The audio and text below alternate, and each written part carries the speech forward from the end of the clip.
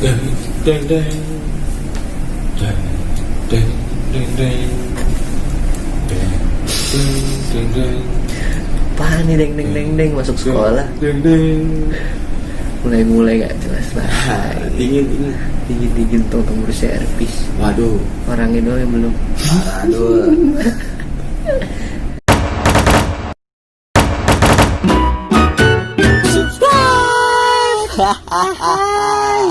Woi, Sebenarnya lu baik kali bareng gue Bode tak. oh nih di channel Halo deh, channel yang membahas tentang hal-hal unik yang pastinya menarik. Oke, kali ini kita mau bahas apa ini Mas Bod? Kita kali ini membahas fakta unik dari seorang diktator.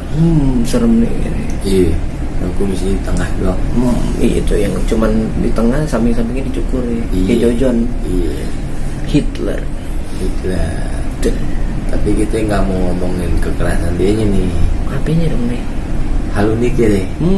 Hal yang nggak orang tahu. Taunya dia jahat dong. Sisi lainnya lah. Sisi lainnya kayak orang jahat tuh nggak sama jahat. Ada sisi lain yang kebaikannya lah. Iya. Dan nilai orang dari keburukannya doang. Cari kebaikan. Iya.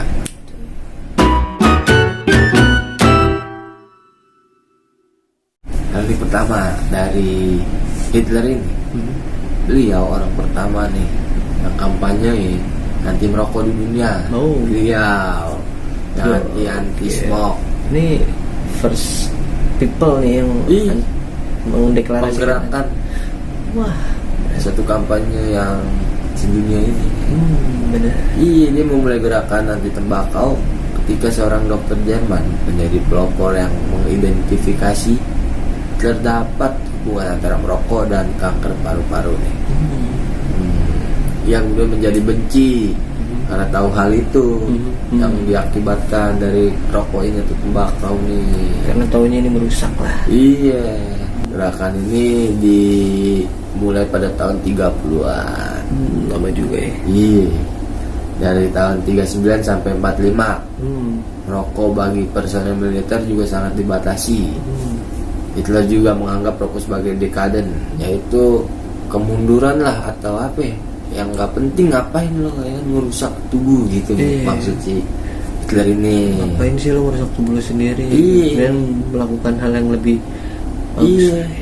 Beliau melakukan hal lain menurut beliau gitu kan. Nah, jadi hal ini diungkapkan melalui pendapatnya terhadap rokok. Itu dia, ada kutipan dia tuh kayak banyak orang yang sangat baik telah hilang karena keracunan tembakau. Itu rokok dulu sampai keracunan ya? Ya mungkin bukan racun, ya racun juga sih itu kan kimia juga. Kimia bener-bener. Yang bukan tembakaunya yang kimia kan, yang ketergantungan nih. Itu. Tapi kenapa ya rokok nggak dibilang narkoba ya? Karena kan menyandu. Ya. Ada pembahasan lain kali ya.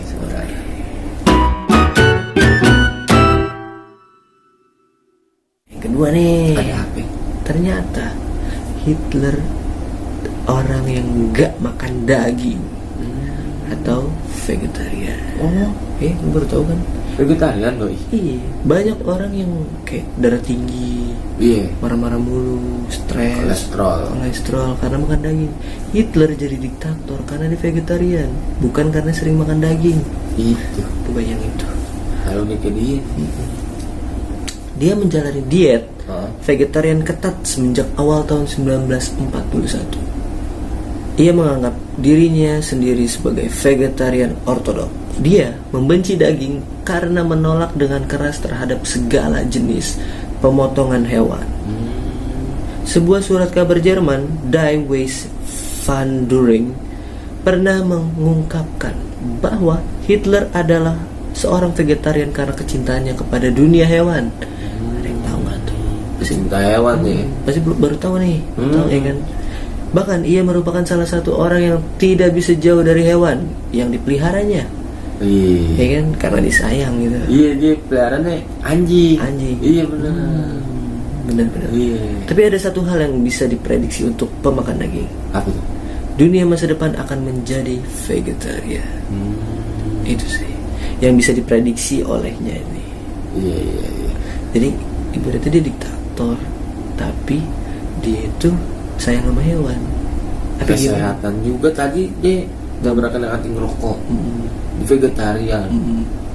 Emang unik nih. Iya, jadi kayak lu ngeliat diktator itu kan kayak apa aja dimakan, apa aja pokoknya semuanya apa aja diambil lah deh. Tapi ternyata enggak, dia tuh sayang sama hewan.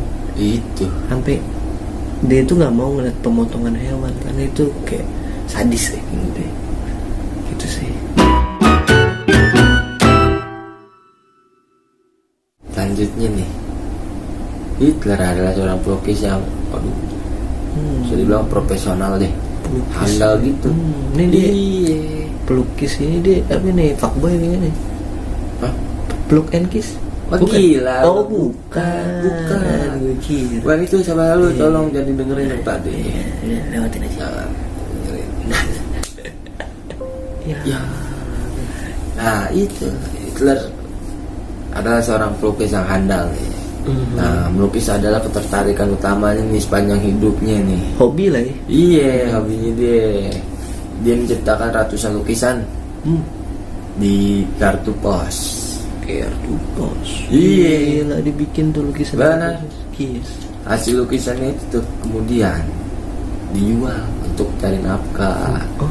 Pada saat dia masih Sebelum jadi diktator. Lu kira sebelum terjun ke dunia politik lah. iya. Pada saat itu di Wina tahun 1908. Banyak juga lukisan yang ditemukan setelah Perang Dunia Kedua. Kemudian lukisan tersebut nih dilelang dengan harga tinggi lah pasti. Gila, Awalnya kayaknya. cuma nyoba-nyoba kayak hobi doang. Ih, didalemin mungkin ini. Tapi ketika dia udah jadi seorang tokoh besar, karya yang tadinya nggak kepikiran dijual mahal tuh kayak wah gila. Sekarang dilihat, ini sangat gambar. Oh dia Nggak disangka-sangka. gila kalau. Nah, Berdasarkan autobiografinya nih yang ditulis oleh Menkram, Hitler mengatakan bahwa ia selalu ingin menjadi seorang seniman. iya sih, lebih baik lu jadi seniman aja lah. Tapi waktu udah menjawab dia sebagai itu dia sejarahnya kan begitu. Iya. Situ ya ini dia nih keinginannya sebagai pelukis harus dipendam karena beliau gagal dalam ujian masuk akademi di Academy of Fine Art 1907. Oh Iya. berarti dia ibaratnya kayak aduh gue Gak masuk. nggak bisa nih jadi seniman nih. Kayak gue harus cari lain ya. Iya. Kayak mungkin dia kurang di akademi itu masih biasa kali ya. Iya, tapi ketika dia nggak ngelanjutin, ternyata dirinya dia jadi kayak berkarya gitu. Iya, lu udah lukisan dari Hitler. Iya. Lu pasti banyak orang kolektor kayak, wih ini lukisan Hitler nih, gue bayar 1 M. Gue lebih. Iya, misalkan. Iya. Gitu kan. Jadi kayak ibaratnya lu nggak perlu punya banyak aset, lu cuma punya 1 kertas doang. Lu bisa langsung kaya karena punya lukisan ini. Asli lagi ya tantangannya kan. Yang dulunya nggak berharga sekarang tuh jadi balik lagi ke status sosialnya teman lu. ya sosial. Siapa lo ya kan? Susah Pokoknya deh. itu yang dinilai. Iya. Ada nggak sih lagu yang ngebahas tentang status sosial? Hah? Ntar aja gue cari. Lanjut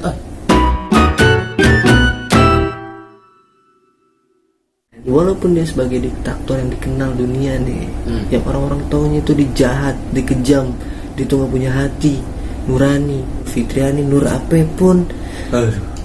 Ia tuh selalu membawa foto ibunya. Waduh.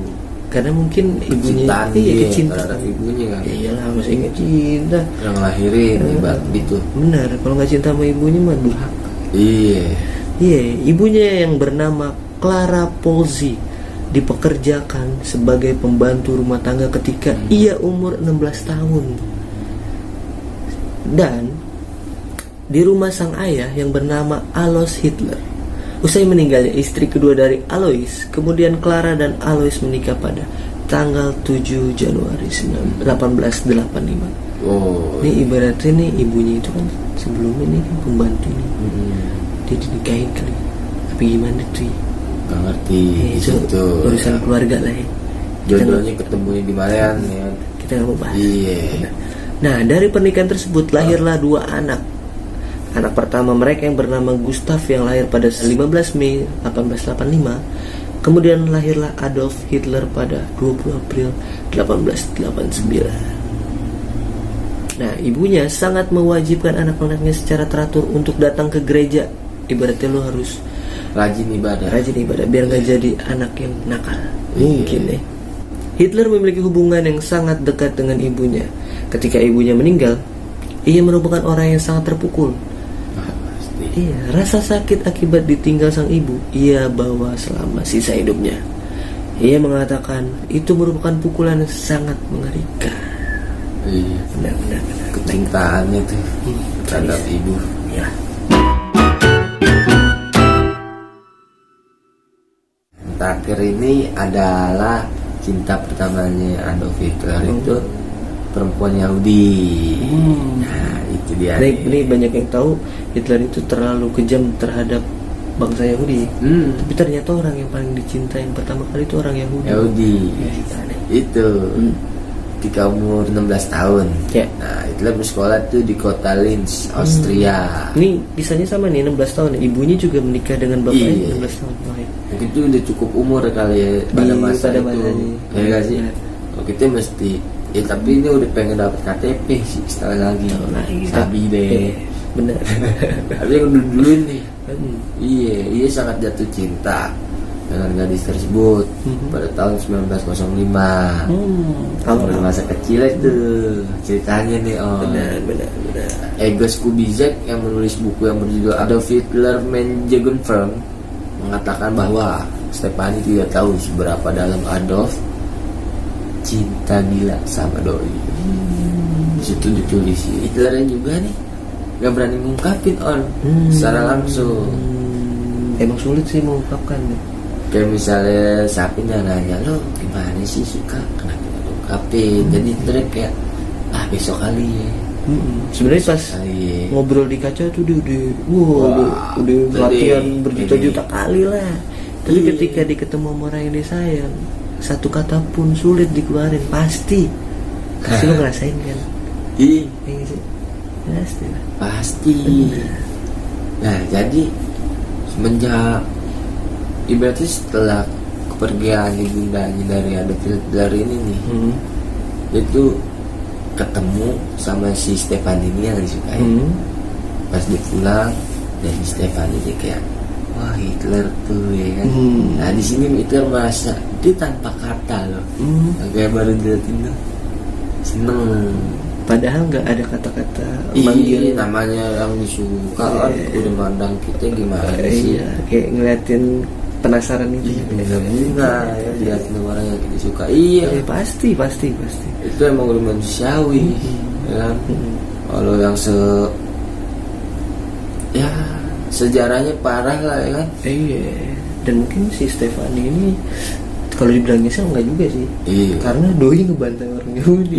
Sih. Kayak untung aja gue nggak dekat sama Hitler mungkin gitu. Tapi kan ya beda cerita lah kalau Hitler itu entah dia jadi musisi, atau jadi aktor ya kan. Mungkin si Stefani akan menyesal. Apa jangan-jangan dia ngebantai orang Yahudi karena dia